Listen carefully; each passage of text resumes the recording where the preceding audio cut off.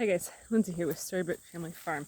So yesterday, in my previous video, I'd mentioned that there was like a really big truck that had gone down the road, and then they seemingly turned around to come back. Like, it was very strange.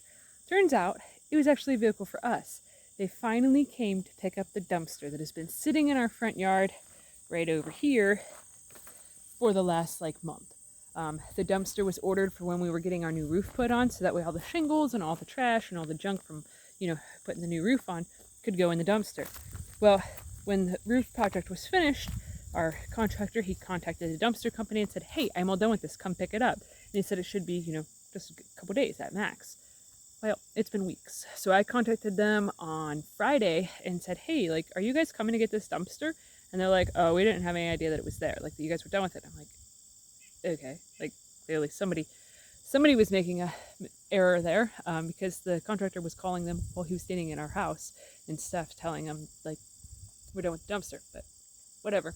So it took him 4 or 5 days then to actually come and get the dumpster, but it kind of irritated us last night because when he took the dumpster out, stuff fell off of the dumpster and he did not pick it up. So there was a piece of cardboard, a piece of carpet, and then a bag that has a couple rolls of carpet in it. So at first I was honestly kind of irritated and kind of ticked off because the dude had to climb up onto the dumpster and into the dumpster to put the cover thingy-majig on. I thought I'd just seen a snake, but it wasn't. It was just a stick. But it had the corner of my eye. Definitely looked like a little snake. So he had to climb up onto the dumpster to put the cover thing on. So he could have easily thrown the stuff back into the dumpster and stuff, but he didn't. Wow, the bees are really stinking active. I wonder if you guys will be able to see them all. I don't know if you guys can hear them or not, but it's kind of crazy. I'm not going to keep standing in the flight path. I don't want to get nailed in the noggin or something. But so at first I was kind of irritated that he didn't go and do that because it was just an act of being lazy and stuff to not pick up those couple items and stuff. But then I got to thinking, because we do actually plan on expanding the garden next year, I got to thinking that though the carpet and then that really big box would probably actually be a really good way for us to kill off some of the grass that's right over in here. So right here we actually just have a bunch of pine branches and things like that. That's for when we have fires outside. We had to trim, when we put this little Shelter Logic shed up, we had to trim a bunch of the branches and stuff from the pine tree. So that's what that stuff over there all is. And then I also trimmed some of the low-lying branches that's in the walkway right here. These is our blueberry alley. It's, you can see them right there. But so I'd initially when we tilled up this garden here in the springtime, I had said, I don't think this is going to be enough space, but I don't know and stuff. But we realized when we started plotting it out and planning things that we did not have enough space to grow any corn or sorghum, which are both things. We like to grow the glass gem Indian corn. For one, it's really pretty. It's very decorative. For two, it makes good popcorn. For three, it also can make really good cornmeal or corn flour. And then for four, the animals absolutely go bananas for it. And stuff. Same with the sorghum. So we raise Bantam chickens, so we have to make sure that when we buy corn that it's actually cracked corn and that it's small pieces, otherwise it's too big for the bantams to be able to eat.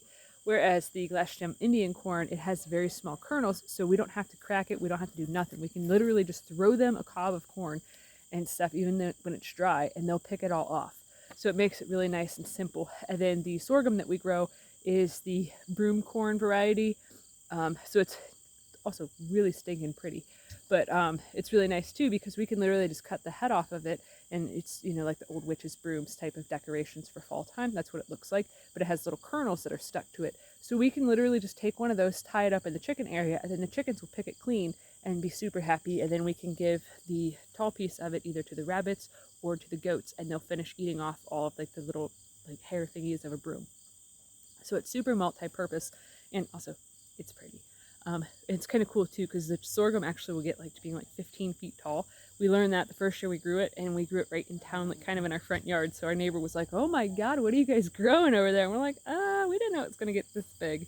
But yeah, so it's kind of neat. But so we had already talked about this area here where there's the branches and stuff like that. There's a pile here of pine stuff, and there's a pile back there of older pine stuff.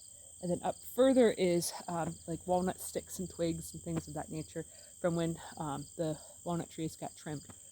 But so we had already talked about expanding the garden this way. So I think what I'm going to do is with the rug, it's not a rug, it's a piece of carpet, but whatever. The carpet was actually from the clubhouse that's over by the spring on the other side of our house. So I pulled all that up while we had the dumpster here, because I was like, well, if it's just going to be sitting here, I might as well fill it up more. So that is a nice big piece of carpet. It could go and cover this whole thing up, and then with the cardboard we can cover more up. And as we cover it, then we can add some chicken manure to it, because we do have a pile of chicken manure that is working on aging. So if we do that all now, or once it's a little further into the fall season, then that should be pretty primed and ready to go for in the spring planting time. So that'll be really exciting, because then we can just easily add a little bit of fencing to this fence and just sort of include it in. So then we don't have to worry about things getting in there as much, like these guys right here, because they have a tendency to keep getting into the garden and taking what they want.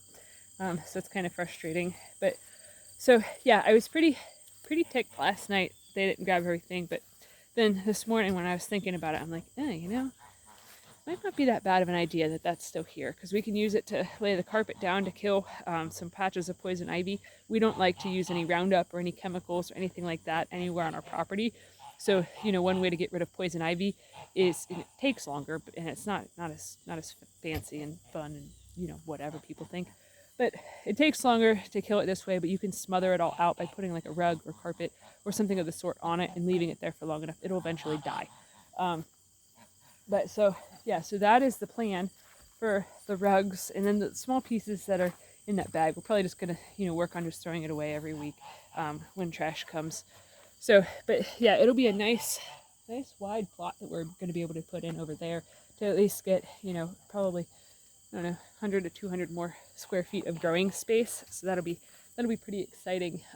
Just because like I said, when we got the garden all in and we got it all plotted out and everything, it was kind of an afterthought where we were like, crap, we don't have a spot to put that.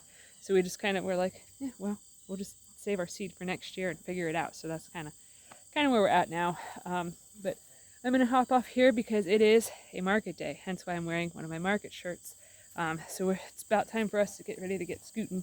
So thought I'd just give you guys a brief update of what's been going on. So, all right, if you're enjoying our content, please give this video a thumbs up, share it with your friends on social media, and if you haven't already, please subscribe to help us grow. We greatly appreciate it. All right, thanks for watching. Have a good one, guys.